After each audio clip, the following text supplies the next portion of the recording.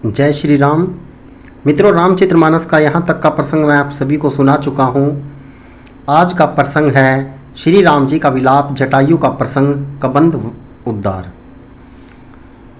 जिस प्रकार कपट मृग के साथ श्री राम जी दौड़े चले थे, उस छवि को हृदय में रखकर वे हरि नाम, राम नाम रटती रहती हैं। इधर श्री रघुनाथ जी ने छोटे भाई लक्ष्मण जी को आते देखकर ब्रह्म रूप में बहुत चिंता की और कहा, हे भाई, तुमने जानकी को अकेली छोड़ दिया और मेरी आज्ञा का उल्लंघन कर यहाँ चले आए। राक्षसों के झुंड वन में फिरते रहते हैं। मेरे मन में ऐसा आता है कि सीता आश्रम में नहीं है। छोटे भाई लक्ष्मण जी ने श्री राम जी के चरण कमलों को पकड़कर हाथ जोड़कर कहा, हे नाथ, मेरा कुछ भी दोष नहीं है। लक्ष्मण जी सहित प्रभु श्री राम जी वहाँ गए जहाँ गोदावरी के तट पर उनका आश्रम था। आश्रम को जानकी जी से रहित देखकर श्री राम जी साधारण मनुष्य की भांति व्याकुल और दीन दुखी हो गए। वे विलाप करने लगे, हाँ गुणों की खान जानकी, हाँ रूपशील, व्रत और नियमों में प्रतिव्रत सीते। लक्ष्मण जी ने बहुत प्रकार से समझाया। तब श्री राम जी लताओं और वृक्षों की पंक्तियों से पूछते हुए चले, हे पक्षियों, हे पशुओं, हे भौरों की पंक्तियों, तुमने कहीं मृग नयनी सीता को देखा है? खंजन, तोता, कबूतर, हिरण, मछली, भौरों का समूह, परवीन, कोयल, कुंदकली, अनार, बिजली, कमल, शरद का चंद्रमा और नागिनी, अरुण का पाश, कामदेव का धनुष, हंस, गज और सिंह, ये सब आज अपनी प्रशंसा सुन रहे हैं। बेल, स्वर्ण और केला हर्षित हो रहे हैं। इनके मन में जरा भी शंका और संकोच नहीं है। हे जानकी, सुनो, तुम्हारे बिना ये सब आज ऐसे हर्षित हैं मानो राज पा गए हों। अर्थात तुम्हारे अंगों के सामने ये सब तुच्छ, अपमानित और लज्जित थे। आज तुम्हें न देखकर ये अपनी शोभा के अभिमान में फूल रहे हैं। तुमसे यह अनख स्पर्धा कैसे सही जाती है? हे प्रिय, तुम शीघ्र ही प्रकट क्यों नहीं होती? इस प्रकार अनंत ब्रह्मांडों के अथवा महामहिमामयी स्वरूपा शक्ति श्री सीता जी के स्वामी श्री राम जी सीता जी को खोजते हुए इस प्रकार विलाप करते हैं मानो कोई महावीरवी और अत्यंत कामी पुरुष हो। पूर्ण काम, आनंद की राशि, अजन्मा और अविनाशी श्री राम जी मनुष्यों के चरित्र कर रहे हैं। आगे जाने पर उन्होंने गिरिधपति जटायु को पड़े देखा। वह भी श्री राम जी के चरणों का स्मरण कर रहा था, जिसमें ध्वजा, कुलिश आदि की रेखाएं चिन्ह हैं। कृपा सागर श्री रघुवीर ने अपने कर कमल से उसके सिर का स्पर्श किया, उसके सिर का पर कर कमल फेर दिया। शोभा धाम श्री राम जी का मुख देखकर उसकी सब पीड़ा जाती रही। तब धीरज धरकर गीध ने यह वचन कहा, हे भव जन्म मृत्यु के भय का नाश करने वाले श्री राम जी, सुनिए। हे नाथ, रावण ने मेरी यह दशा की है। उस दुष्ट ने जानकी जी को हर लिया है। हे गोसाई, वह उन्हें लेकर दक्षिण दिशा को गया है। सीता जी कुरीरी की तरह अत्यंत विलाप कर रही थी। हे प्रभु, आपके दर्शनों के लिए ही प्राण रोक रखे थे। हे कृपा निधान, अब ये चलना ही चाहते हैं। श्री रामचंद्र जी ने कहा, हे ता, शरीर को बनाए रखिए। तब उसने मुस्कुराते हुए मुंह से यह बात कही, मरते समय जिनका नाम मुख में आ जाने से अधम भी मुक्त हो जाते हैं, ऐसा वेद गाते हैं। वही आप मेरे नेत्रों के विषय होकर मेरे सामने खड़े हैं। हे नाथ, अब मैं किस कमी की पूर्ति के लिए देह को रखूं? नेत्रों में जल भरकर श्री रघुनाथ जी कहने लगे, हे तात, आपने अपने श्रेष्ठ कर्मों से दुर्लभ गति पाई है।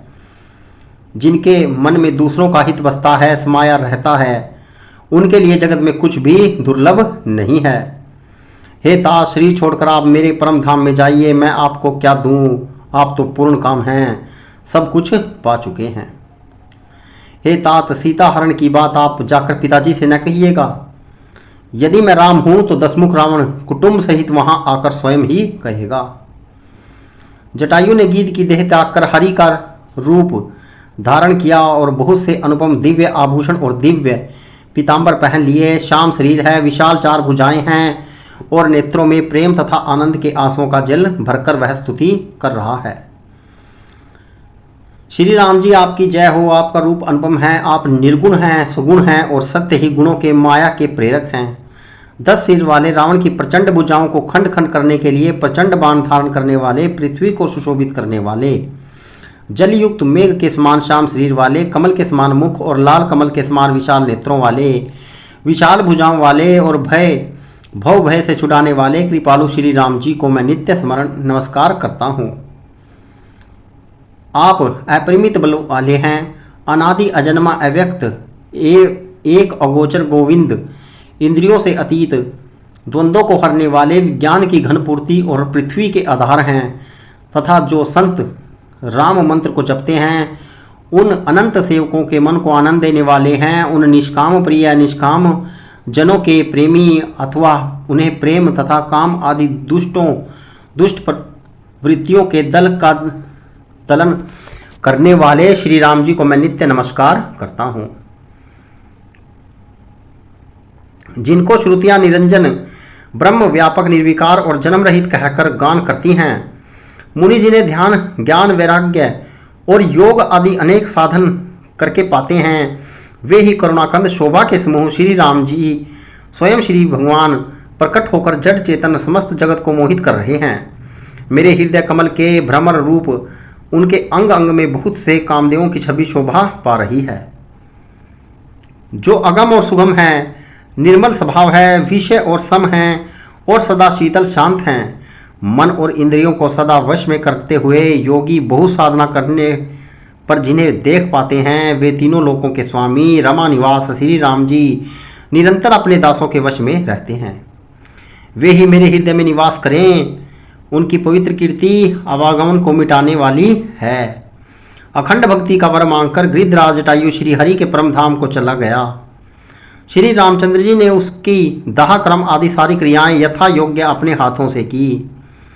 श्री रघुनाथ जी अत्यंत कोमल चित्त वाले, दयालु और बिना ही कारण कृपालु हैं। गीध पक्षियों में भी अदम पक्षी है और मांसाहारी था, उसको भी वह दुर्लभ गति दी जिसे योगी जन मांगते रहते हैं।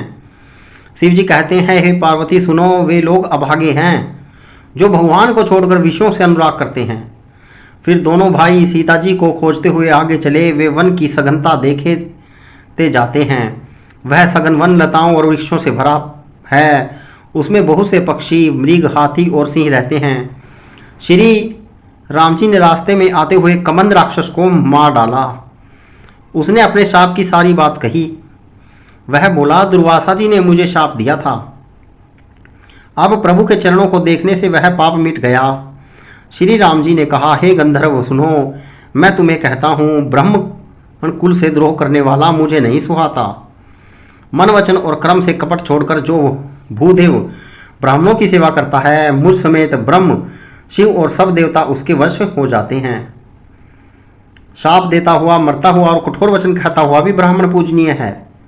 ऐसा संत कहते हैं, शील और गुण से हीन भी ब्राह्मण पूजनीय है और गुणों से युक्त और ज्ञान से निपुण भी शूद्र पूजनीय नहीं है। श्री राम जी ने अपना धर्म भागवत धर्म कहकर उसे समझाया। अपने चरणों के में प्रेम देखकर वह उनके मन को भाया। तदंतर श्री रघुनाथ जी के चरण कमलों में सिर नवाकर वह अपनी गति गंधर्व का स्वरूप पाकर आकाश में चला गया। मित्रों, रामचरितमानस का यह प्रसंग मैंने आपको सुनाया है। यदि इसमें कोई त्रुटि रही हो उसके लिए मैं क्षमा प्रार्थी हूँ। प्रसंग अच्छा लगे तो इसे शेयर जरूर कीजिएगा। जय श्री राम।